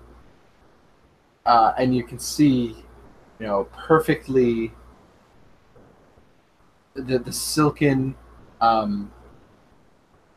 brocade is full of just tiny embroideries and brocade of natural shapes, and the cuffs are full of beautiful silver filigree, and there's tiny embroideries of flowers and of tiny runic symbols, and every part of it is just so incredibly tasteful and opulent, and it is a thing of, you saw it as being sort of old and a little tatty, but looking at it closely, you see it is a priceless artifact. My favorite thing to destroy.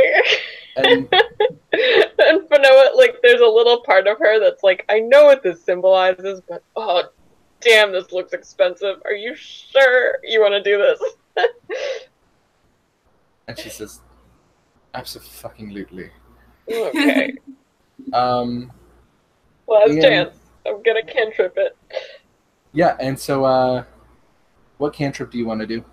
Oh, I'm just gonna light a flame on it and just, watch it slowly kind of smolder up.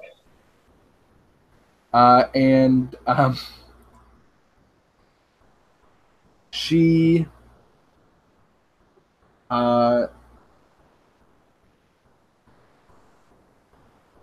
she's a bard. I want to give her something cool due to it. Yeah, and I think you lighted a flame, and she just whistles a little tune, and from the air around you, just this ring of daggers manifests and just starts jabbing into it, and you see bits of it just flying as it's turning to ash, and she then takes the flame, and she says, and she hums a little tune, and just fireworks come off of it, and the thing is just destroyed. Love it. And there on the beach is just. I didn't even do that much. It's okay. I did the equivalent of putting a lighter to the side of it. Okay, and she's not fast enough. you enabled her pyrotechnic spell because she needs a source of flame. Oh hell yeah! Yeah. Do people clap around us? Yeah. 4th of July. And she falls to her knees and just starts laughing as tears stream down her cheeks. Oh. And that's the end of that scene. Yeah, we high five. And then she tries to get me to go out to pizza again, and I say probably not. And back in the dream, meanwhile, Yeah, anyway. in Moana's dream, this new vision of Guy, who looks like a strange shadow of Moana, speaks and says, Moana, why do you continue to deny me? And the voice is more human than it was before.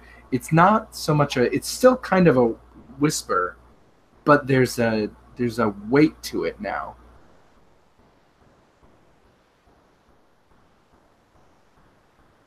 Please. I don't understand you. And I want to.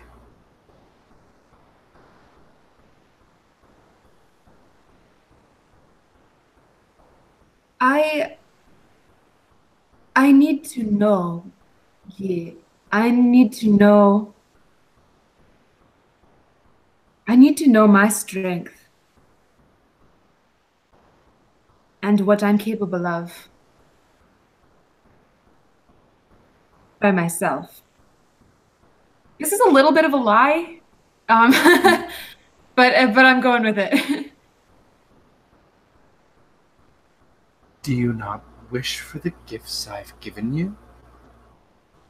I gave you the truth. I am not a god as you might know one, but I have been like one. A god of truth, of secrets uncovered, of light. I have given you divine light. I have given you miracles, strength. I have protected you, and I have protected our child. And yet you still turn from me. You tell our child that he must never speak to me.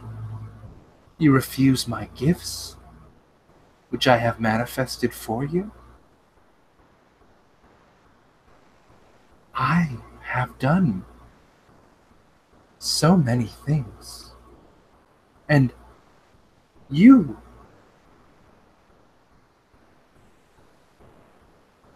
turn away, and yet you were the one who fed me from your flames. You were the one who promised your child to me. You are the one who brings me closer every day.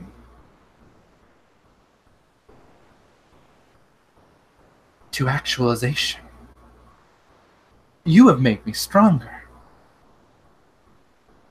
I can manifest now in your world. I can do things for you directly. Make new the reality. Make parts of your reality into me. You gave me this. Yeah, you can do all this without my soot.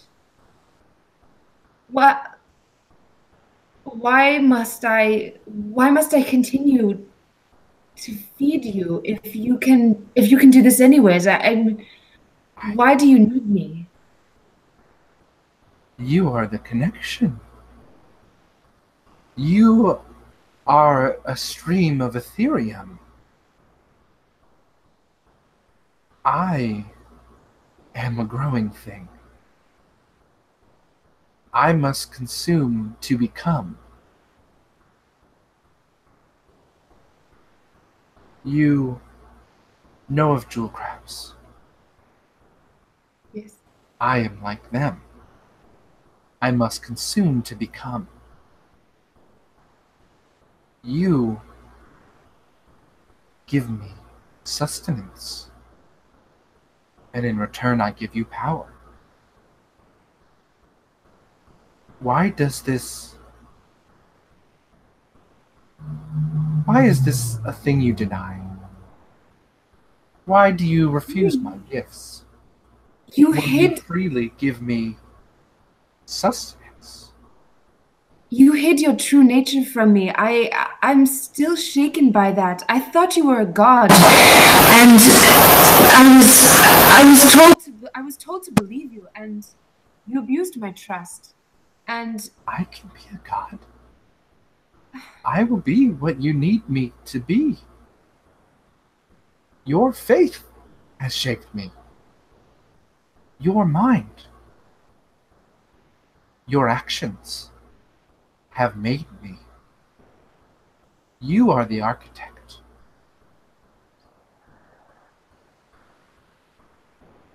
Together, we could make a new world.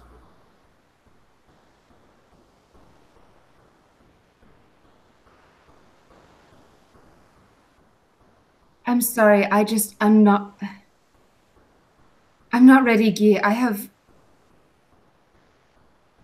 so much I just need to think about.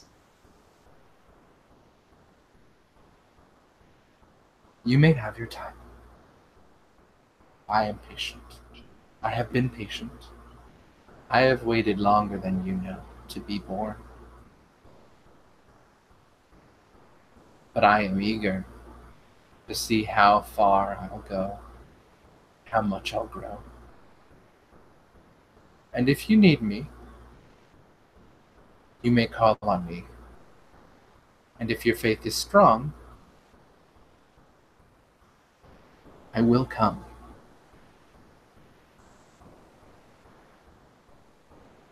And then the light spreads and the mushrooms glow, and your eyes are filled with this radiance, and you wake up back in your room. Are Bix and Itzamna still like playing? Or have they like gone to bed or what? So I think it's later in the day, and I think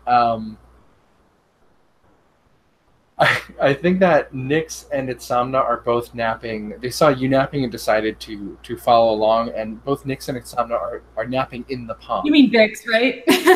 yeah, no, Nyx isn't there. No, Bix and Itzamna are napping in the pond.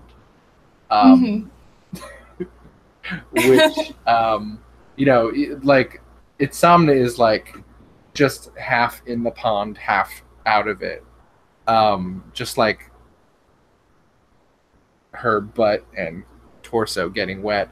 And then Bix is just sort of floating like an otter on the pond next to her. Aw. Yeah. It's pretty cute. Oh.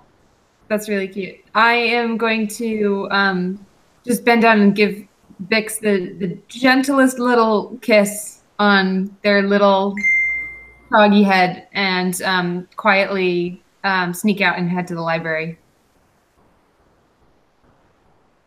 I just need to be around. That's fair. And that's the scene. And now you have the benefit of divine intervention. A new cleric skill. Benefit. Benefit. Now you can call upon Guy, and Guy might help. You do it once This is every really 7 days. interesting because I don't think this game mechanic is made for such complicated relationships as what I have with Guy. And yet. And yet. Huh. So last time I met with Guy, I ended up giving in and allowing them to like suckle from my sit, and so I'm actually really proud of Moana this time for not doing that. The temptation was there. Yeah. It would have been weird with adult Moana Guy. Yeah, real weird. It would have had a different context. Yeah.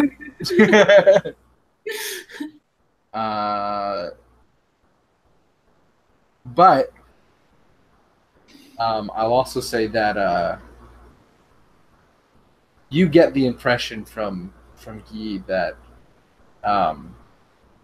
that was a symbolic gesture, which and a ritual gesture that sort of opened a doorway and gave Guy a kind of access that previously didn't exist, and that's why your spells manifest differently now.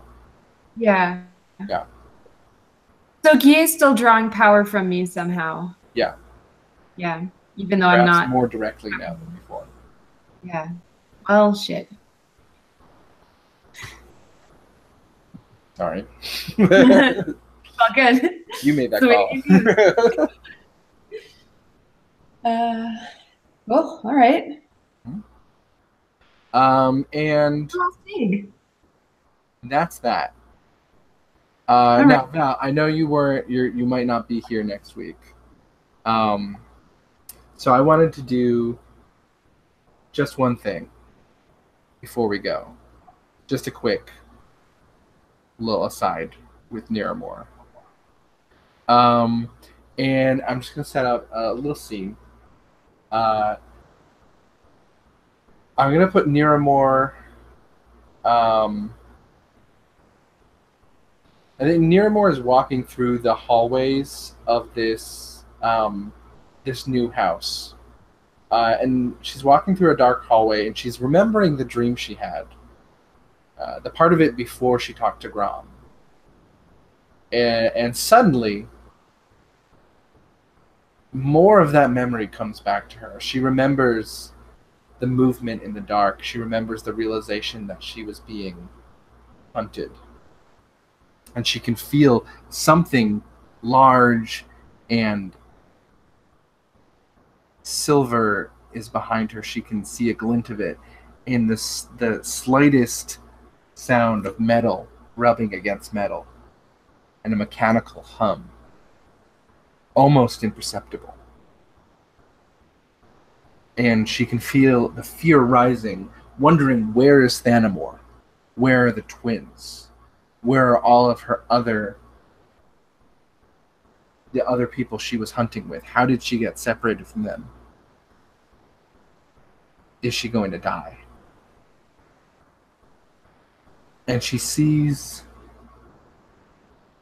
a tiny crack, not even a divot in the wall.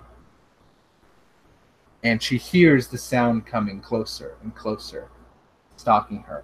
And just quickly, she steps into the divot. And she stands perfectly still. And she sees this creature, like a metal jaguar. The long, articulated tail, walking through the shadows, sniffing.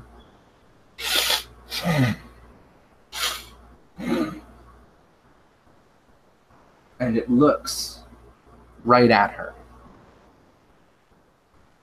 And it doesn't see her. And it walks by. And now you have the feature hide in plain sight. I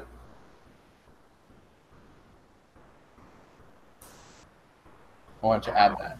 That's more seeds, more gifts. Give us more powers. Powers. Bestow them upon us. And that's the session. Good job, everybody. I hope you all had a good time. I did have a good time. Me too. It was mostly a getting to know, mostly a tour of the house, but I wanted to get into just to sort of establish where we were with those characters. What did y'all do last week? Last week, Partied. Went to a strip club. went to basically. We went on a boat, drank sangrias. Hey, if that's the next session, I will be there early. What did we do last session? We had the conclusion of Breve and Caleb's conversation.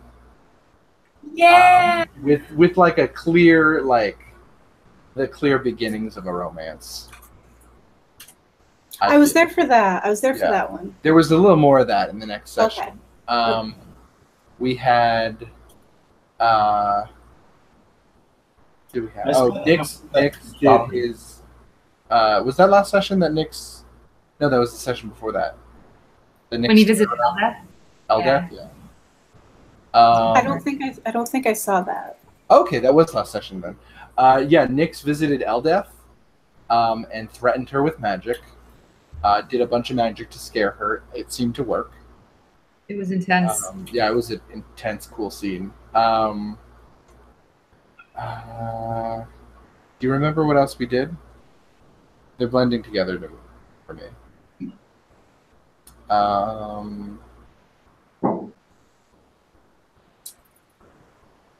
Did we do? We decided on who's living with whom. That was a big part of it. Like who's the roommate assignments. Are they? I know Are they we focused permanently- mostly on Moana and Breve because Georgia didn't get a lot of time that time. What did Moana do last week? The week before was the one with Bix, right? Vix, yeah. Yeah, that was the week before. Oh, Moana did some research about Reykjavik mines, right? She went back to the Oh, that's right. shop. Yeah. Yeah. She learned a No, little that was bit. the one before too. That was the same episode as Bix. Oh, what did we do last We week? went to the cartographer right before that happened. Yeah. Yeah, hang on. What did we do? We did some shopping last week. Yeah, we don't know that. Yeah, there was a big scene of Breve shopping. There was a lot of Breve last week. Oh, we went on a podcast. Oh shit! Yeah. That's I forgot. Yeah, that was a big scene. Because I Yeah, wanted to cook. right. So Moana had the idea that she wanted more. So she wanted to see if fans would give you more supplies. So she flexed her fame to get on a podcast. And by podcast, it was I called it. It was still Bullseye. It was no, I forget what the. Basically, it's an audio version of Harp. Oh, yeah, it was Heart. It was Heart, yes, right. Homunculus assisted remote talking. She went on Bullseye with Jesse Thorne. Jesse Thorne's a dwarf. She did an interview about different parts of her experiences as a jewel crab. And the ultimate goal of that was to see if fans would send you free stuff. That was my ultimate goal of it. I don't know if it was Moana's ultimate goal of it. No, but I it was think mine. So Eldorian just suggested it to Moana, and Moana was like, "Yeah, I'll do this." Cool. And so Moana kind of just, it was just a fun role-playing scene of Moana talking about her experiences with the jewel crab, and sort of building her media presence. And I her want to media see persona. Miramore on a podcast. Well, you'll all have opportunities. Just Oh, tell she's me- gonna be so yeah. bad. She's gonna be so bad. I love it. She's gonna be like shouting into the mic. I imagine because the microphone is just a homunculus with two big ears. So she's just shouting into Talking into it. Hello? Thing on? Yes, thank you. I'm very happy to be here. Yes. Thank you. Well, that's a very good question. Let me think about it. And then she waits. The homunculus a is like minute. wincing A each full time, minute. like, She's ugh. like, let me think about that real quick.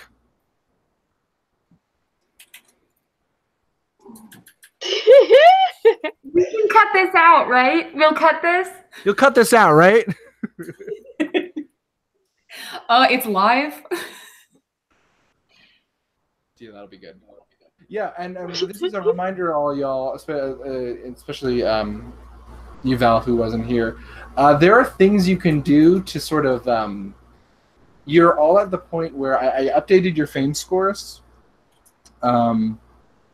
You are all at the point where you can start sort of flexing your fame, and you can do things to increase your fame. So you are right now. I think you're a 10 right now. Yeah, that's where I put you. Which means you have a growing fan base. Niramore has a growing fan base, and that's just because she's new. Nyx also is at growing fan base. Everyone else is at cult following.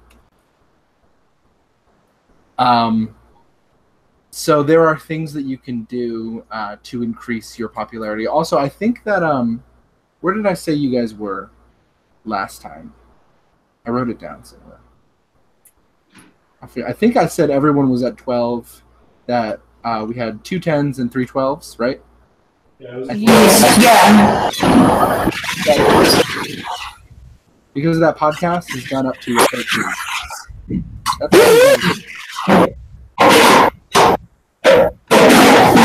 Awesome.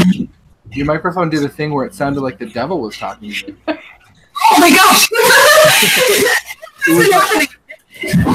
It was like, oh,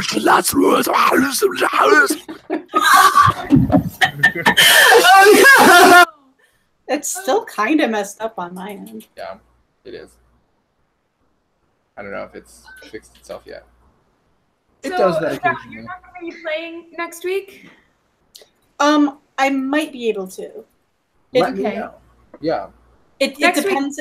It depends if we have Wi-Fi where we are. Okay. Oh, and I meant to one more announcement before we end it. Eldorian has let you know that the terms of the next dungeon. So this is something you can think about in the intervening week, what you want to do in response to this. So I'll say it as Eldorian. I wanted to make an announcement to you, Jewel Crabs. I just got the information in. The next dungeon will be the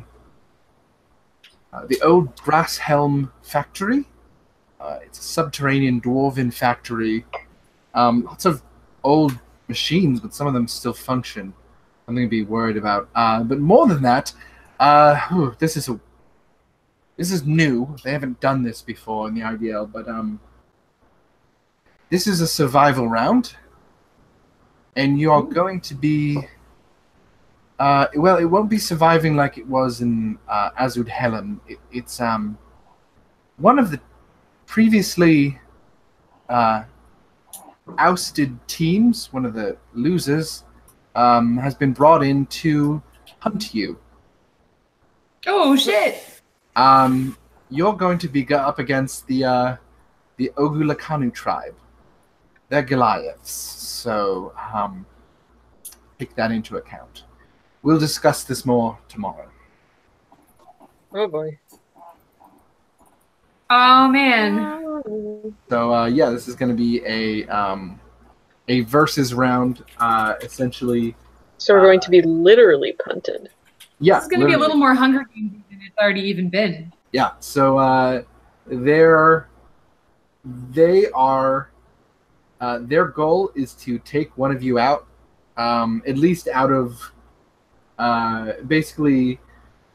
There's no, there's no. If you get murdered in the IDL, it's not illegal, and like if you were unconscious by the end of the round, that would also be a lose for you.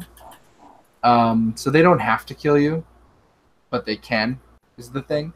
And basically, you're going to be going around this dangerous abandoned factory, underground, this dangerous underground abandoned factory, trying to avoid the Ogulakanu tribe, who will be actively trying to take you out. And do they get back in the game if they take us out? They win, they get to take your place. Okay. Yeah. Boy. Oh boy. So they're a little desperate. This is a second chance for them. Great. Are we hunting them too, or is it That's one the way? part. You can. The hunter may become the hunted, may become the hunter, and vice versa. So it's really your strategy for it is up to you guys. So if you want to be more aggressive, if you want to try to take them out, if you want to just try to avoid them, you're still going to be, your score is still going to be determined by how much you explore, how much treasure you collect, the previous scoring criteria, but you also have this other factor where you could be replaced if you are taken out. Take me out. So that's fun. So just as a reminder, Nate and I are in Australia next week. Right. So we will also not be playing. Yeah. Okay. So we will figure out in the intervening time what we're going to do next week. Mm-hmm. Whether we're going to do some character-focused stuff with Nick and Fanoa, and maybe Nira more. If it's 3 people, then we'll do it. If not, we'll figure out specifically what we want to do. Yeah. But yes, have a good time in Australia. Yeah. Thank you. What are you getting up to? Australia. We're spending a couple of days in Sydney, Good eye. where neither of us have been before. Good eye. And we're heading up to Cairns to spend some time in the rainforest. And Nate has been there before, but I have not. Sounds amazing. I think I ate my baby. I want to be in a Big bone rainforest. Bobby. Hopefully this will help. This trip will help to clarify for us the difference between New Zealand and Australian accents, because so far it's really hard to tell. Yeah. I mean, New Zealand's they're softer and more like up here. They're up here, whereas Australian accents are like they're good. They're more down here. I feel like a lot of it is Down like the here? diction too. It's like the way they emphasize certain words is different. Diction of certain words. That's true. Like you could potentially hear a sentence Addiction. that doesn't Addiction? have those very particular emphases on them, and like That's not be true. able to tell just because like it doesn't sound, it's like so mild. It's true. Addiction. Now I bet any genuine That's New Zealand. Australian would be like, kidding me? They don't So sound nothing like anything it. like us. Yeah. Yeah, we definitely know some people here who would be appalled You to gotta be hear us. pulling me leg. Clear rivalry. Yeah, it's kind of a rivalry. Yeah. Oh, definitely. Aussies hate Kiwis. It's Mhm. be afraid of the racism. Nah, they just think you're a dick. So that's from Flight of the Conchords. Jermaine dates an Australian girl, and her friends don't like him. And he's like, "Oh, is it because of our different cultures? It's racism." And he's like, and she's like, "Nah, they just think you're kind of a dick. They think you look like a dick because you got those glasses." It's very good. You're just kind of a dick. Which is actually what they call a elevated patio over here. A dick. Oh, a dick. It's a dick. Go out on the dick. Go out on a dick. Going up on the dick. Ah, you got a big dick. Yeah. A nice dick. There's great commercials about people and talking about their geeks. Like I to can spend my make summer on some that dick. Love to spend my summer on that dick. Have a party on that dick. Invite all my friends to see this dick. Damn. It's a lot of fun. I get it.